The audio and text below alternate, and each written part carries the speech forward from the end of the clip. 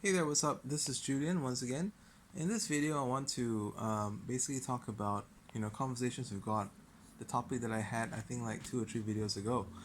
So I had a lot of very appreciative comments, and I totally appreciate that. I wasn't sure if you guys would actually like these kind of topics, but I'm glad that the response was good. So I wish to share with you how you can actually have your own conversations with God as well. So, what I'm about to share with you is not like some kind of a method or anything that I read or whatnot, but it's more like what works for me. So, there is one thing that I know, okay, and I'm gonna go into the method that I use in a short moment from now, but there's one thing I noticed, and you may have noticed this too, is that the there are people who pray in a certain way, and you can tell that these people have never ever experienced that kind of a conversation with God that you are looking to experience. They've never done it. For example, when people pray and it's like, and we ask the Lord, we implore Him, blah blah blah.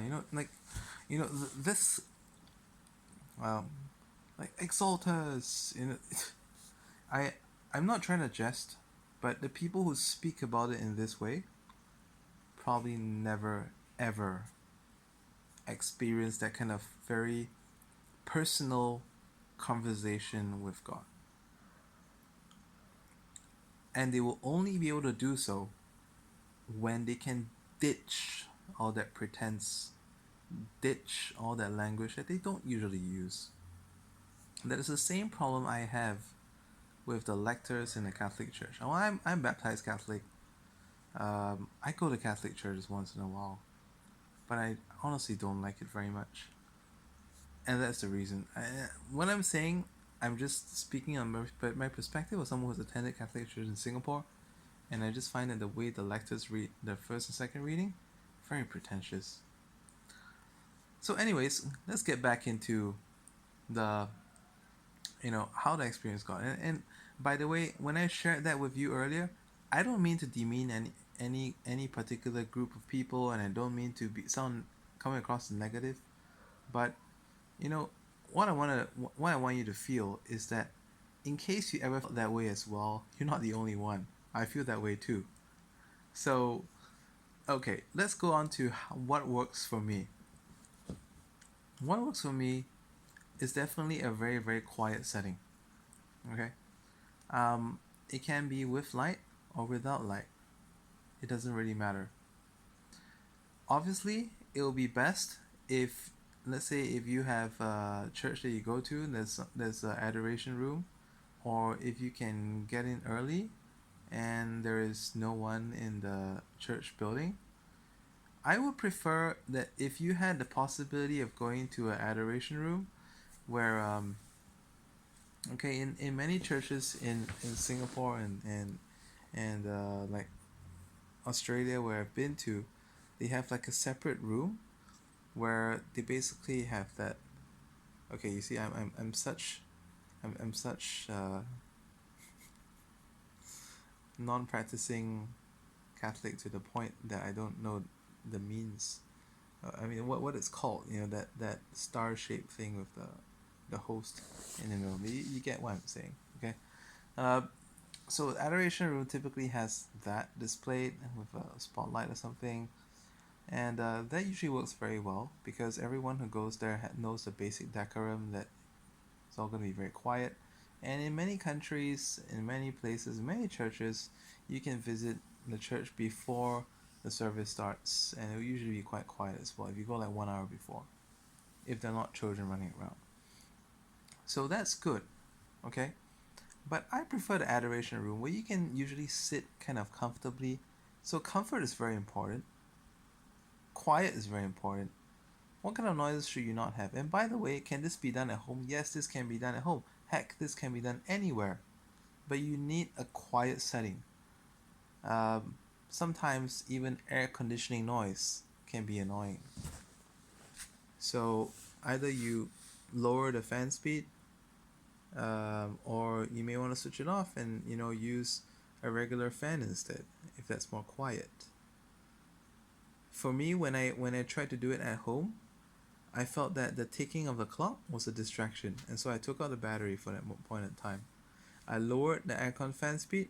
I removed the ticking battery. I find that light helps. If you watch my other videos on creative visualization, I feel that light helps to paint imagery, because when you close your eyes, the eyelids because your eyelids you will see pink, and sometimes you may also see like other colors, um, depending on those floaters in your eye and blah blah blah. But generally speaking, well, why I like light is because it helps imagery happen more easier. Okay, not trying to say that it's imagination, but it will help your visualization. So in case the message that you receive is not only going to be a audio one, it may also be a visual one, and that will help to have some light in the room. Once again, it's optional. If you find that darkness will make you fall asleep, or you're uncomfortable with total darkness, then have some light. And if you find that it's more comfortable having light, then have light. Now let's go into the process. Okay, I know I've taken a bit of time to introduce and blah blah blah. The process of doing so is you want to. Okay, what works for me is I don't ask. Okay, I share. I share what is bothering me. Like, of course, you could go like, hey, Jesus, are you there? Um, can you hear me? Kind of thing. And in the quiet of your mind, usually it's okay. Let's just put it this way. Um, okay, I share what I feel stressed about. I share what is the number one thing that's the one or two thing that's bothering my mind. And when I share, uh, the thing about that, it gets me to be expressing myself. And when you share, please do this in a very conversational, personal way, because you want a conversation with God. So you do it in a conversational way. You can drop all the exalted, implore, beseech, thee, thou, thus, whatever, dost, all kind of Shakespearean and classic language. You can drop all of that. Okay, and then just do it in a very personal way. But if you speak in those ways, then by all means, just continue doing that. Okay, um, so do that, and the few times that I did it, um, the last time was actually in that airport where you had me. It was in the airport when I made that video about the Apostles' Creed. Um, so that was actually in a crowded place, but I found a quiet corner. So it can happen anywhere. It's very interesting. Okay, and share the problem. Some people can even do this with your eyes open. But if you're doing this with your eyes open, you may want to go to a place where there's nothing much to bother you. If let's say if you live on a mountaintop, you live by the sea, well, you can just stare out there and just share these thoughts. And well, how you know when God is talking to you? Okay, like, you have to be really quiet and undistracted, and you can pay attention to any messages that you may get in response to the things that you say.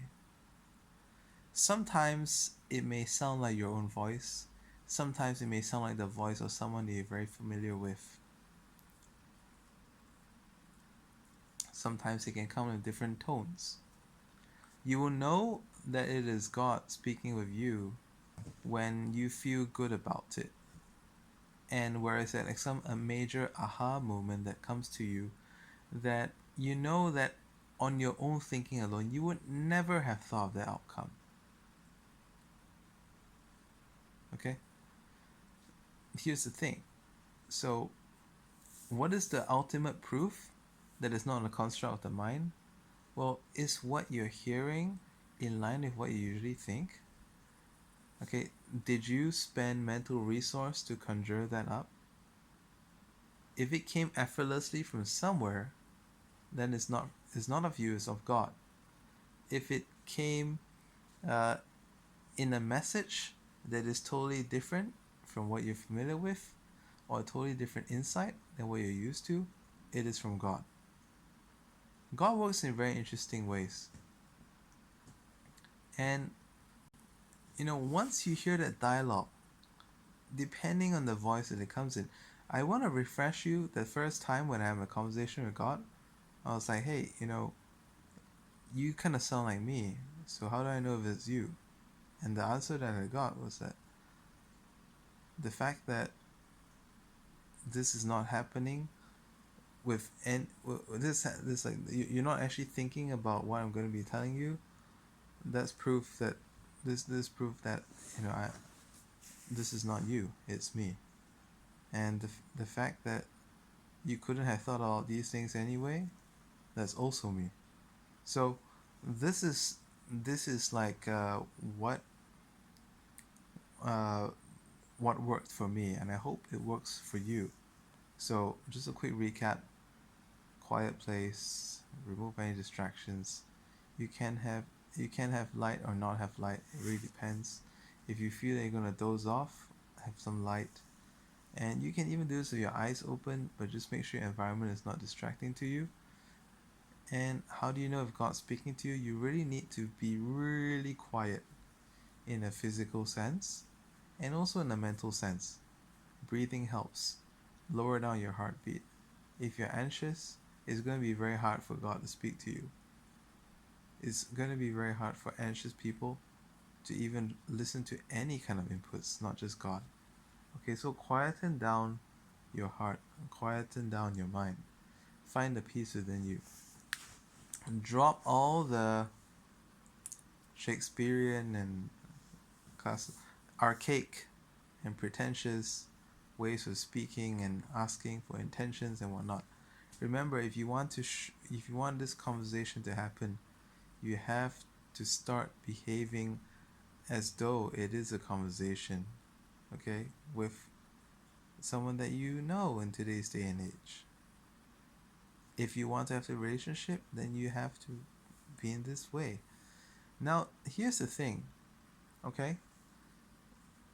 Let's just assume that sometimes you may not get that reply. It's frustrating. What do? Well, let's pretend. Okay, we don't know this for a fact, but God could be very busy.